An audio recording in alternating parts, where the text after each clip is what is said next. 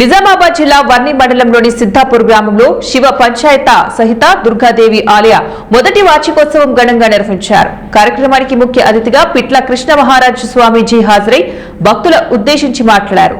మహారాష్ట్ర, కర్ణాటక రాష్ట్రాల నుంచి చుట్టుపక్కల గ్రామాల నుంచి అధిక సంఖ్యలో భక్తులు చేరుకుని భక్తి శ్రద్ధలతో పూజలు నిర్వహించి వారి మొక్కులు చెల్లించుకున్నారు. అనంతరం కార్యక్రమంలో పాల్గొని మాతుర, లంబాడీల సాంప్రదాయ పద్ధతుల్లో నృత్యాలు చేశారు.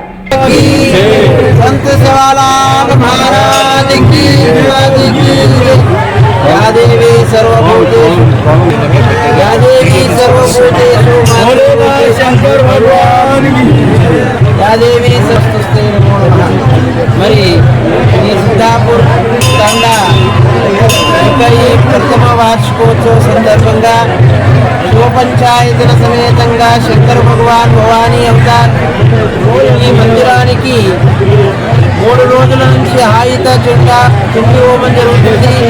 3 రోజుల నుంచి జరుగుతున్న కార్యక్రమాల్లో ఇక్కడ ఈ ప్రాంతంలో ఒకరికి చెప్తే తండా వాళ్ళంతా కూడా వాళ్ళ ఐక్యతతోని చిన్న పెద్ద తేడా లేకుండా అందరినీ